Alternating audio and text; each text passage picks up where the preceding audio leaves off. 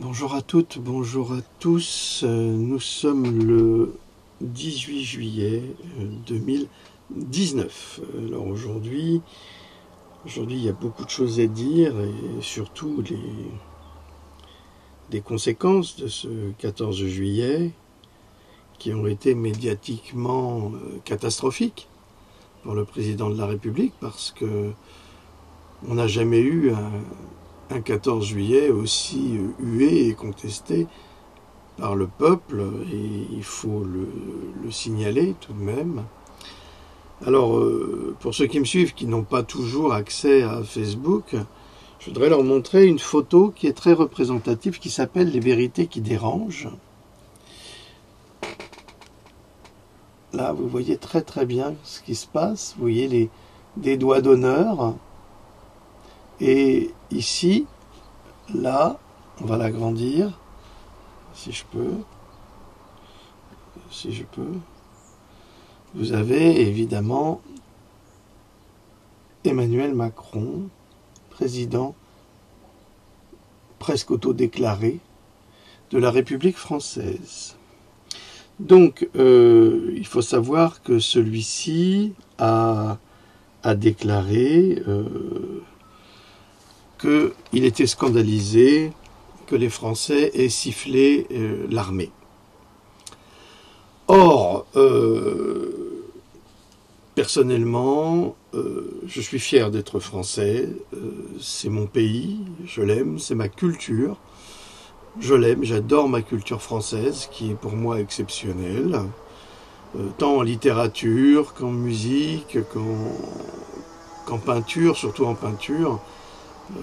Je crois que l'une des plus belles peintures du 19e siècle, c'est la peinture française et du début du 20e, avec tous les mouvements qui ont nourri notre culture. Donc la peinture française est absolument exceptionnelle, la culture française est également exceptionnelle dans tous les domaines, même si par exemple en peinture, la grande peinture était la peinture italienne à partir de la primo-renaissance jusqu'au XVIIIe siècle. Ensuite, les Français qui ont été en Italie eh bien, se sont formés à Rome, entre autres, ou à Naples, et sont devenus également de très grands peintres comme Nicolas Poussin, Simon Vouet, enfin j'en passe, hein. Il y en a tellement qu'on ne peut pas tous les nommer, tellement ils sont extraordinaires, tous les uns plus que les autres.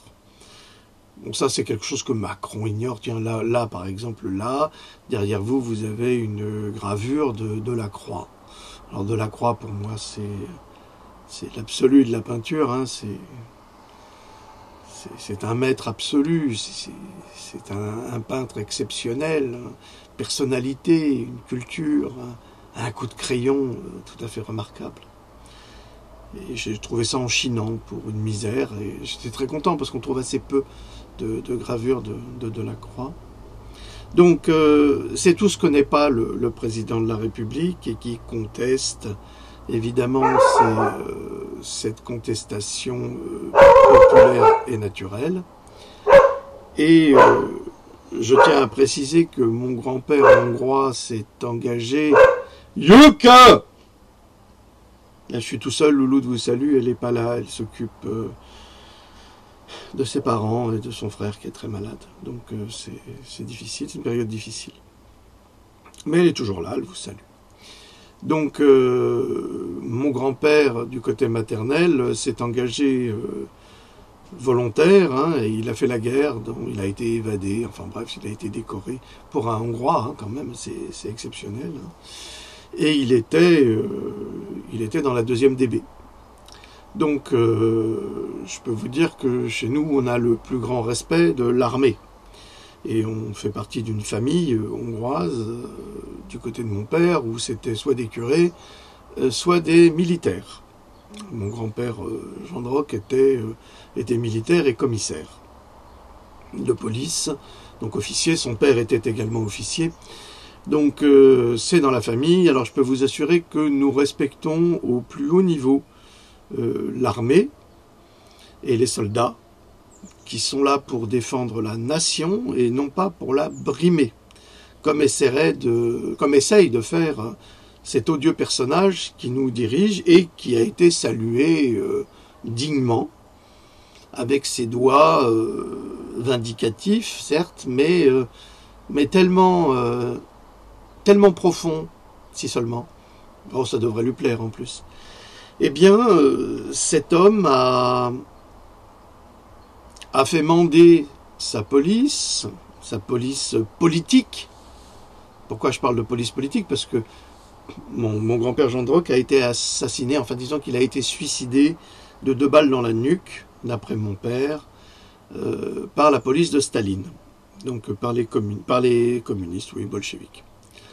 Donc ils avaient une police particulière, et nous avons la même aujourd'hui en France, avec Castaner qui va décorer, je dis bien décorer, des policiers qui sont suspectés dans des enquêtes par anticorps pour des actes de violence commis sur des citoyens gilets jaunes.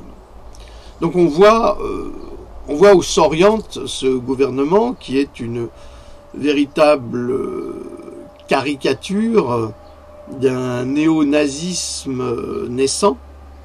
Je suppose que cette capsule sera censurée, je serai bloqué d'une manière ou d'une autre. Donc d'un néo-nazisme naissant, avec un petit Hitler à sa tête, mais une tête bien vide, parce que si Hitler avait du charisme, Emmanuel Macron a tout perdu, il n'a plus rien. Il n'est plus supporté par le peuple, qui ne lui fait plus confiance, mais depuis 8 mois déjà, et même avant. Personne ne peut croire le moindre de ses vœux ou la moindre de ses intentions déclarées.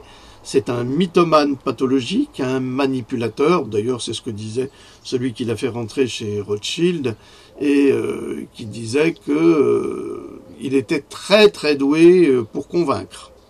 Des anciens camarades de promo à l'ENA, qu'il avait raté 3 fois, me semble-t-il, ont déclaré que les mathématiques, en fait, c'était très clair, hein, c'était des formules qui ne pouvaient pas changer, mais avec Emmanuel, ça prenait un tout autre sens. Donc c'est le parfait sophiste qui est capable de vous faire prendre vos vessies pour des lanternes. Et là, il commence à le payer. Il commence à le payer très cher, parce que ses mauvaises actions avec son bureau politique, son politburo, que nous dirons aujourd'hui, mais c'est vraiment de l'extrême droite. Là, on n'est pas dans l'extrême gauche, on est vraiment dans l'extrême droite. C'est pour ça que je dis qu'entre Emmanuel Macron et Madame Le Pen, il y a peu de différence en l'espèce.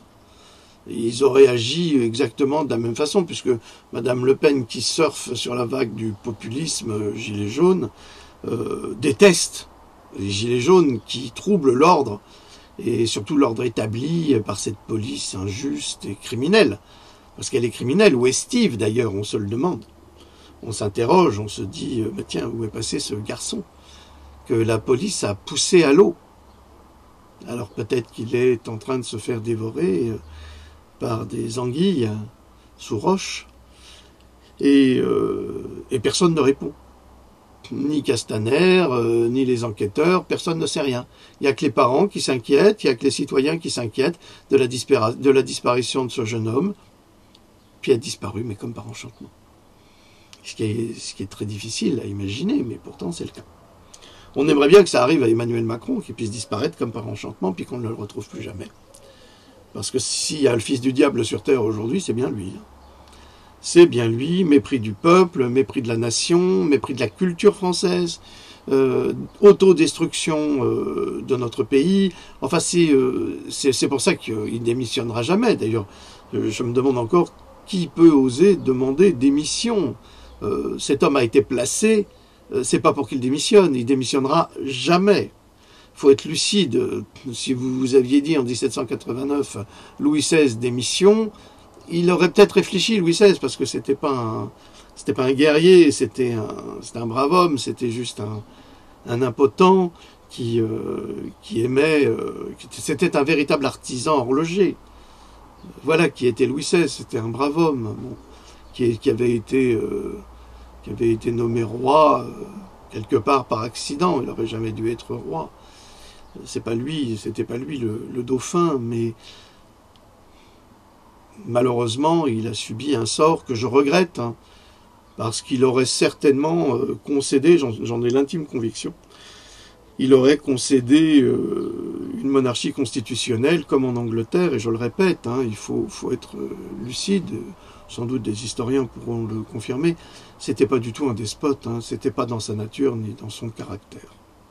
Donc on a guillotiné le plus mauvais peut-être, ou le plus inutile des rois, qui était roi par succession, et pas par compétence en tous les cas, et je dois dire que cette tradition a perduré.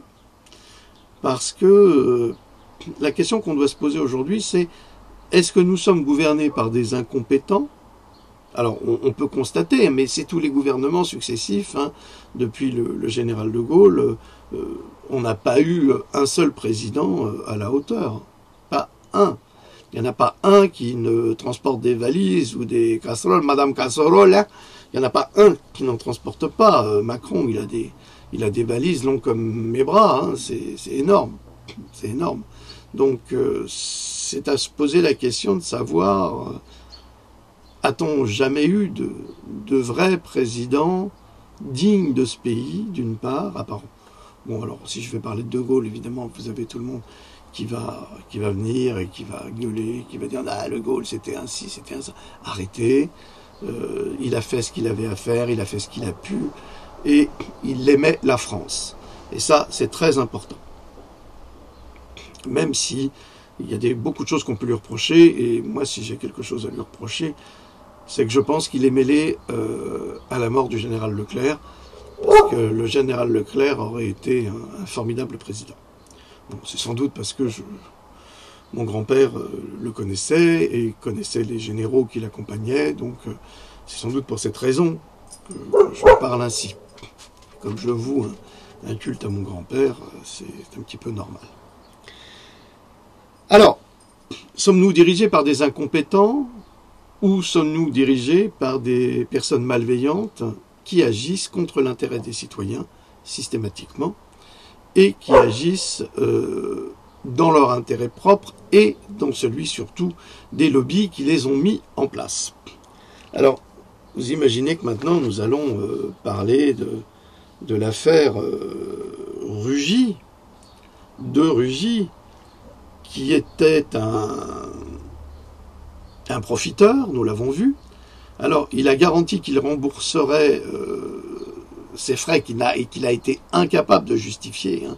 Les homards, le champagne, les allergies de je ne sais quoi, les fêtes à neuneux, enfin tout ce que vous voulez.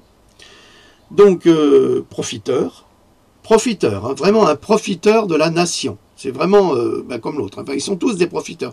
Dans ce gouvernement, on se demande si c'est pas qu'un gouvernement de malfaiteurs. Hein, c'est la question qu'on peut se poser. Alors, profiteur, incapable à l'écologie, parce que pour ce qu'il en connaît, c'est pas grand-chose. Et en plus, il est nul, il est vraiment nul. Le type est nul, hein, je suis désolé de le dire. Il est bon à rien, il est mauvais à tout. Et il faut que vous sachiez ce qu'il a autorisé avant de partir. Parce qu'il a démissionné, parce qu'il n'a pas pu justifier ses frais royaux. Hein, parce qu'il s'est pris pour un petit roitelet, hein, je vous ai dit, c'est une certaine noblesse, hein, c'est la noblesse décadente française, je suis désolé de le dire ainsi, mais c'est vraiment de la décadence. Il a oublié ce que c'était que la noblesse. Du côté de mon père, nous serions des aristocrates, hein, une des plus grandes familles de Hongrie, donc de Véchelényi, et moi qui ressemble à mon aïeul, selon ma tante, bon, qui nous a quittés il y a quelques mois, eh bien, je vous assure que notre famille est très connue en Hongrie, pas Jean Drop, mais de Véchelényi. Et mon aïeul, Miklós Véchelényi, est un héros national. Pourquoi? Parce qu'il a consacré sa vie au peuple. Il a aidé les peuples. Il a fait comme Tolstoï, il a libéré l'instruction des pauvres, il a, pendant la grande inondation de Budapest, alors je crois que c'était en 1863 ou 1868, au péril de sa vie, il a été sauvé des citoyens de Budapest de la noyade. Donc c'est ça la noblesse. Et M. de Rugy n'est absolument incapable d'avoir ce type de noblesse en dehors de son titre. Alors, pourquoi je parle de cette façon de ce sinistre individu? Parce qu'il ne connaît rien à l'écologie et qu'il est dangereux.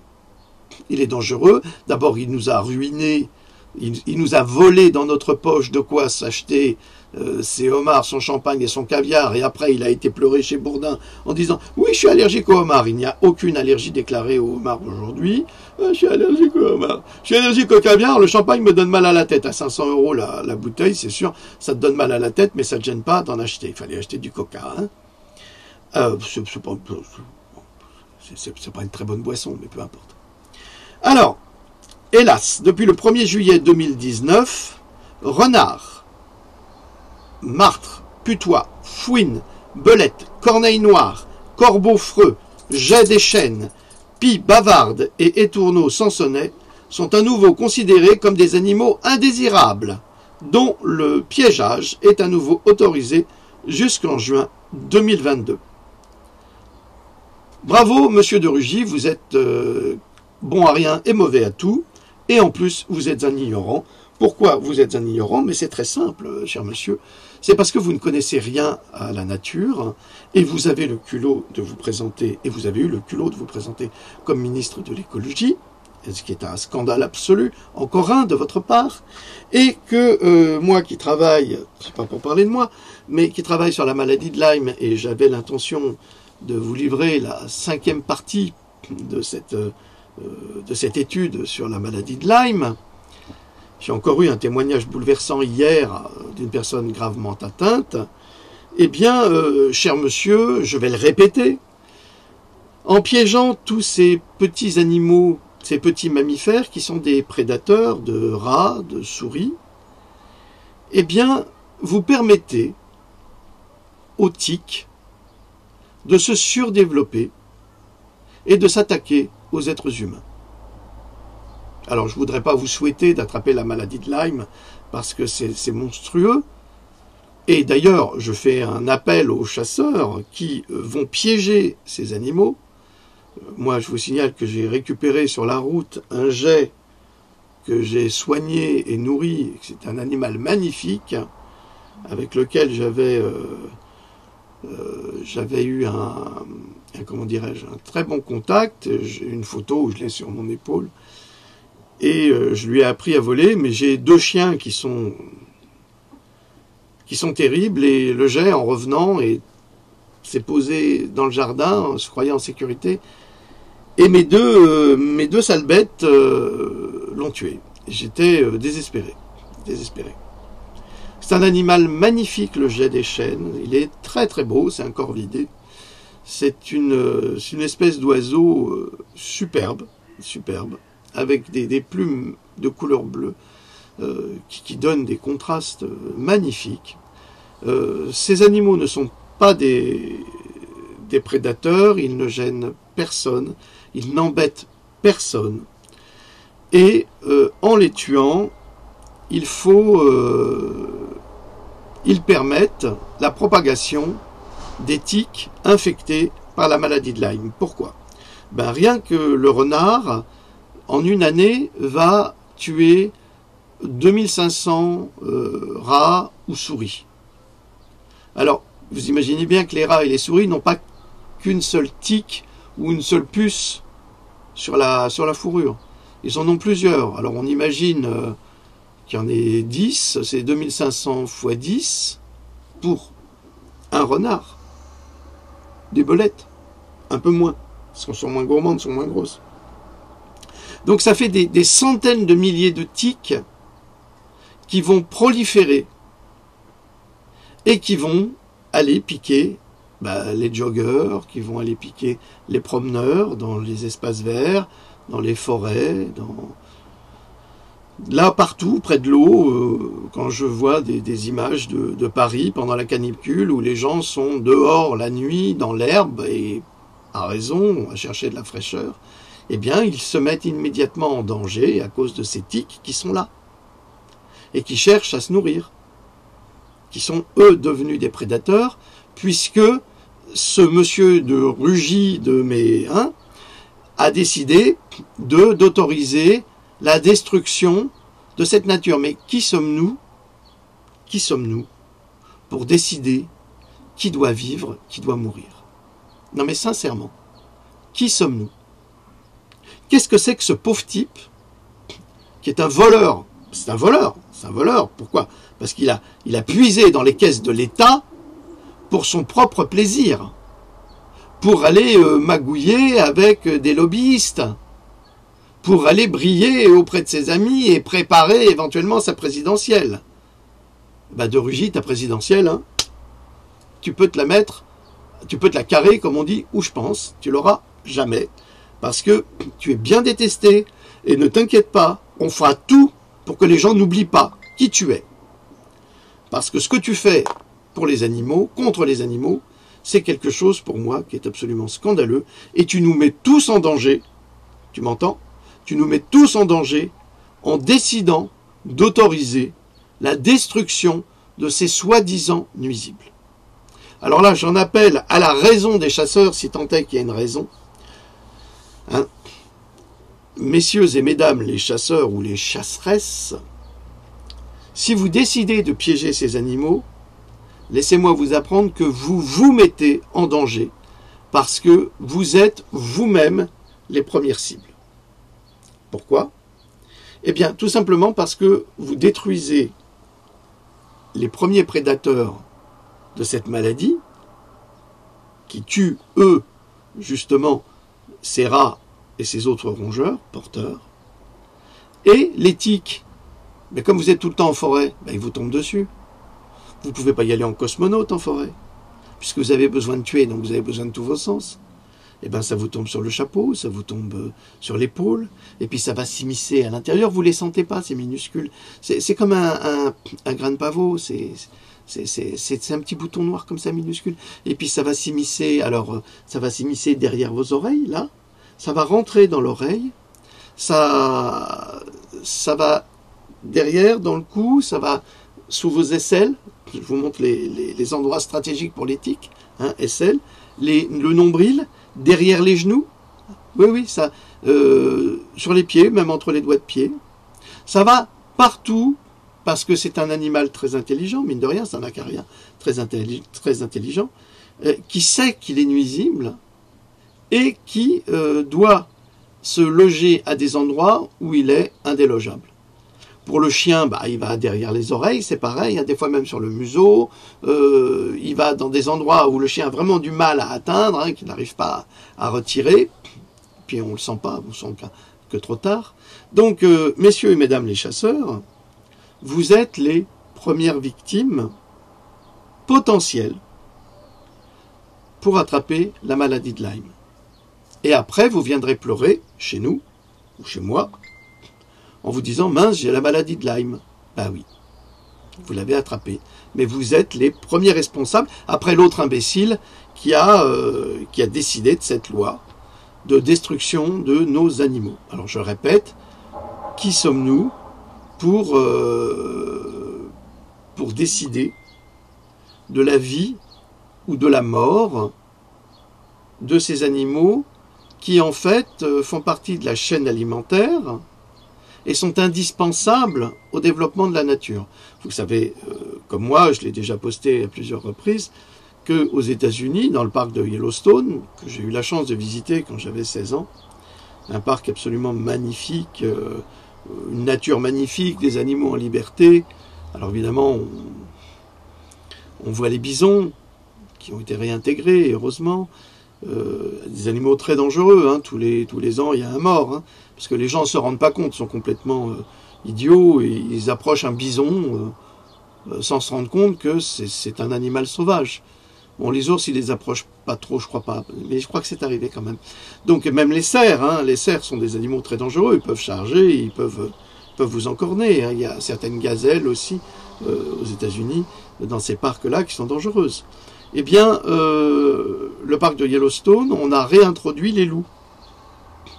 Eh bien, figurez-vous que la réintroduction des loups dans le parc de Yellowstone a permis une renaissance de ce parc avec un surdéveloppement extraordinaire de la nature. Pourquoi? Parce que les loups ont débarrassé les animaux malades, les nuisibles, que lorsqu'ils déféquaient ici ou là, eh bien, ils transportaient des graines que des animaux malades avaient. Quand je parle de nuisibles, c'est les animaux malades, c'est pas des nuisibles en fait. Que des animaux malades avaient mangé, donc ils transportaient ces graines ici et là, et ça permettait une repopulation des fleurs, des abeilles, enfin c'est extraordinaire. Donc si des imbéciles qui se prétendent spécialistes d'écologie décident d'exterminer des animaux qui contribuent justement à l'équilibre de cette nature, mais c'est nous que nous assassinons. C'est nous qui nous tirons une balle dans le pied. C'est nous qui nous détruisons. Alors, c'est vrai qu'on a toujours eu des crétins à l'écologie, c'est triste à dire, hein, mais il n'y en a pas un qui a fait un bon travail. Ils ont tous été là pour masquer leur travail et pour favoriser les lobbies comme le nouveau, c'est pareil, c'est les mêmes.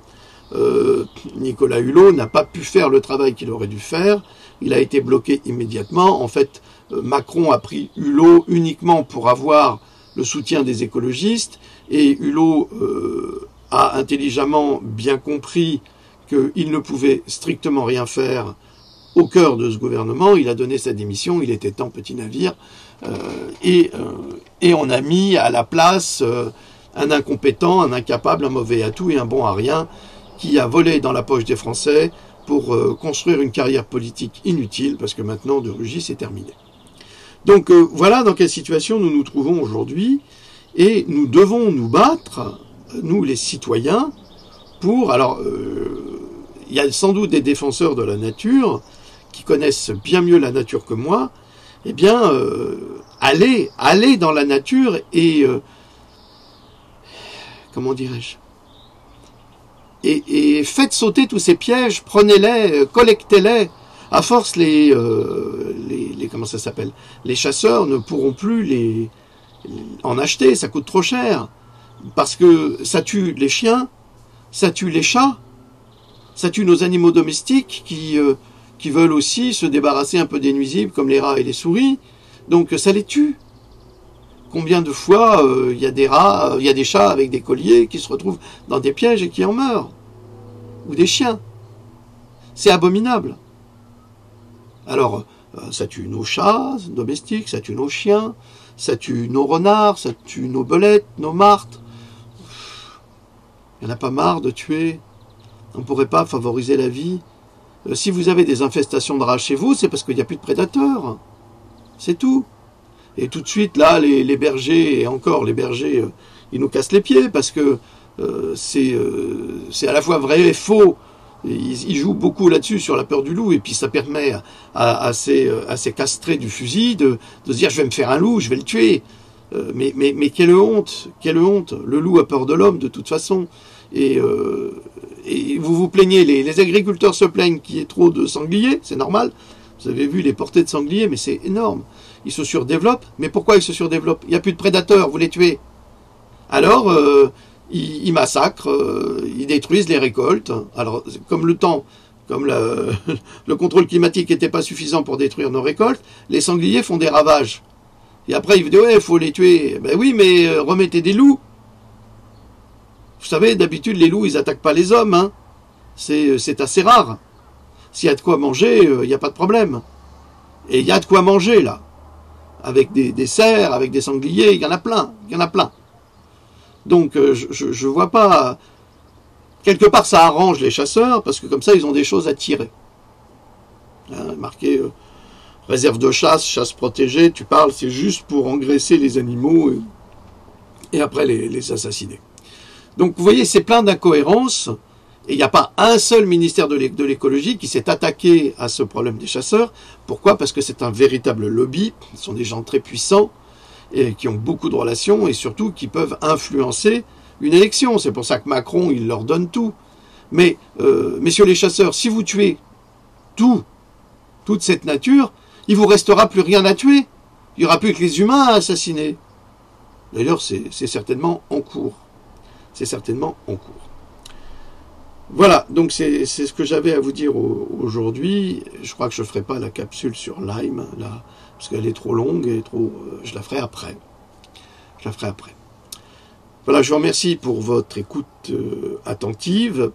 Parlez, je vous en prie, de cette dernière connerie, parce qu'il n'y a pas d'autre mot, de Monsieur de Rugy contre la vie et contre la nature, et contre les citoyens français, et même les touristes qui vivent en France, ou les étrangers, quels qu'ils soient, parce que, chers amis, vous êtes aujourd'hui tous susceptibles de contracter une maladie de Lyme à cause d'une prolifération de tiques qui est due au massacre de tous ces petits prédateurs. Alors, autre chose, dans Pandora 1, je sais que vous m'envoyez tout cela, mais moi j'en ai déjà parlé, Donald Trump a demandé au Pentagone de justifier ou d'expliquer si effectivement ou pas le Pentagone aurait modifié génétiquement les tiques pour provoquer la maladie de Lyme et s'en servir comme arme bactériologique. J'en ai déjà parlé il y a 6 ans, 6 ans, oui, je crois. Et maintenant, ça commence à sortir. Évidemment que ça sort. Évidemment, et ça ne pouvait pas rester caché plus longtemps, parce que les tiques sont des acariens qui existent depuis l'aube de la vie. Vous savez que l'animal qui tue le plus en Afrique, c'est le moustique. Et oui, à travers toutes les maladies qu'il transmet. Donc, ils sont là pour faire une sélection naturelle. Mais s'ils sont modifiés génétiquement par les humains, utilisés comme arme bactériologique, c'est plus une sélection naturelle, c'est une extermination. Et c'est une extermination de la vie, donc de la nature, parce que ça tue les animaux. Ils sont infectés aussi par les borrélies, les élans au Canada, les cerfs, il y a la tique du cerf, mais la pire, c'est la tique du rat. Parce que dès que la tique mord un rat, eh bien, elle développe immédiatement, elle est infectée elle-même par la borréliose, et elle va infecter tout ce qu'elle piquera après. Donc, une tique, ça vous pique pas, ça se gonfle de sang, puis après ça meurt. Ah non, non, non, non. Ça se gonfle de sang, puis après ça se nourrit de ce sang, jusqu'à, comme les serpents, comme ces serpents qui vont, les boas ou les pythons, qui vont manger une chèvre, et qui vont digérer au calme, sans bouger, pendant 3 semaines, un mois. C'est une longue et lente digestion. Eh bien, c'est exactement pareil pour les tiques. C'est une lente et longue digestion, puis après, on va se trouver un autre hôte, et on va le piquer. Donc, maintenant, nous attendons juste une confirmation, mais on le savait, puisque comme les tiques existent depuis l'aube des temps, eh bien, les gens ne mourraient pas de la même façon. Aujourd'hui, c'est radical. Vous avez cette maladie de Lyme qui est épouvantable et qui a des conséquences dramatiques extrêmement graves, voire mortelles, de destruction du système immunitaire. Voilà. Écoutez, on a dit beaucoup de choses encore aujourd'hui. Je vous remercie de nous suivre. Et j'ai pas encore reçu l'épreuve de mon dernier livre. Donc je le présenterai quand je recevrai le livre physique. Mais je peux vous montrer quand même. Pour ceux qui ne me suivent pas sur ma chaîne Cogito, si vous voulez rentrer en contact avec nous, c'est cogito.com ou voilà, cogito.com. Attendez, je vais vous montrer ça. Alors, je vous demande d'écouter mon ami. Alors, je sais, il est parfois un peu difficile à suivre, mais Jean-Paul est quelqu'un d'assez exceptionnel. Alors, voilà oui, voilà. Le voilà. Voilà le dernier Pandora. Vous apprendrez énormément de choses. C'est une véritable enquête policière sur la santé. Vous verrez, c'est assez passionnant. passionnant. Donc, c'est sans doute la somme de pratiquement tout mon travail de recherche, plus, avec une quantité de liens en référence, prouvant tout ce que j'apporte comme développement intellectuel et philosophique, et surtout scientifique.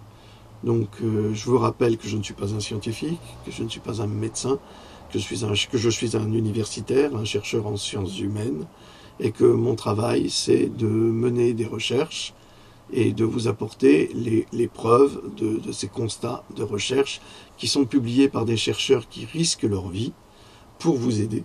Parce qu'il n'y a pas que des médecins corrompus, il y a aussi une quantité de médecins tout à fait remarquables qui sont menacés au quotidien et d'autres qui sont assassinés. Et mon travail, c'est de dénoncer cela et surtout de vous faire part de leurs recherches qui ne sont jamais publiées en France. Et pour cause, on n'a pas envie que vous connaissiez la vérité sur vos problèmes de maladie et de santé, comme le live que j'ai fait il y a 2 jours sur ce livre qui s'appelle Peste, qui raconte, si vous voulez, l'histoire de la contamination de l'humanité à travers les vaccins. Je suis désolé d'en parler, mais je vous assure que les vaccins, c'est une religion, c'est un culte religieux scientiste, et nous en avons toutes les preuves, sauf que c'est un marché qui rapporte 70 milliards d'euros de bénéfices par an, et donc on ne veut pas en parler, et ils sont tellement puissants, ces laboratoires, qu'ils refusent toute forme de contestation. La preuve, ils se comportent comme le tribunal de l'Inquisition, c'est-à-dire que dès que vous avez un commentaire qui va contre les vaccins, qui va à l'encontre de la politique vaccinale, qui est une politique criminelle, je dis bien criminelle et assassine, eh bien, nous sommes considérés comme des complotistes. Or, j'apporte dans ce livre toutes les preuves que le complot, ce sont les laboratoires, avec la complicité de nos gouvernants, qui l'ont mis en place. Et ce, depuis plus de 90 ans. Vous verrez, c'est passionnant, vous apprendrez beaucoup de choses. Je vous remercie encore une fois de votre écoute. J'ai mon grand là sur le balcon qui veut faire la loi. C'est comme ça, il est libre. Je vous dis à très bientôt. Louloute vous salue. Je remercie toutes les personnes qui donnent, quelle que soit la somme, à la cagnotte de Koji Ito, parce que ça nous aide à continuer et ça nous aide à financer nos recherches. J'avais dit dans le live que j'achèterais pas le livre de cette médecin. J'ai quand même regardé et j'ai trouvé sur Kindle, donc j'ai pu le télécharger, ce qui fait que je l'ai eu tout de suite et je suis en train de l'étudier et je peux vous assurer que c'est épouvantable. Et Louloute me disait, mais ça doit te mettre dans tous tes états de découvrir tout ça. Et je dis, ça m'énerve. Ça m'énerve prodigieusement parce que, je vous ai dit au revoir au moins 2 ou 3 fois, je n'arrive pas à terminer, parce qu'il y a toujours plein de choses à dire. Ça m'énerve, je vais vous expliquer pourquoi. Parce que tous nos problèmes de santé, tous, sans exception, sont liés aux vaccinations et aux rétrovirus qui sont intégrés dedans. Et oui. Et je vous assure que les savants qui travaillent sur les vaccins savent très bien ce qu'ils font. Parce que quand on étudie l'histoire de la vaccination à travers Pasteur, il ne faut jamais oublier que Pasteur, pour son vaccin contre la rage, a injecté de la moelle épinière de lapin dans le corps des enfants qu'il utilisait comme cobayes et qui, si peut-être guérissaient de la rage, mouraient dans des conditions atroces quelques jours plus tard. Alors on disait, oui, ils ne sont pas morts de la rage. Non, ils sont morts d'autre chose. Il n'y en a qu'un qui a survécu. Et parce qu'il avait un super système immunitaire, sans doute.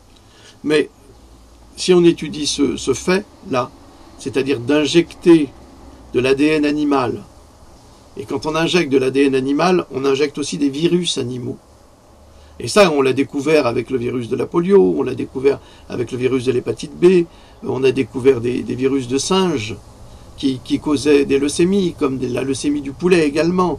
Donc, à partir du moment où on injecte dans le flux sanguin ces virus, eh bien, ce sont des rétrovirus qui rentrent en réaction avec le système immunitaire et qui posent immédiatement des problèmes de santé à ceux qui sont vaccinés.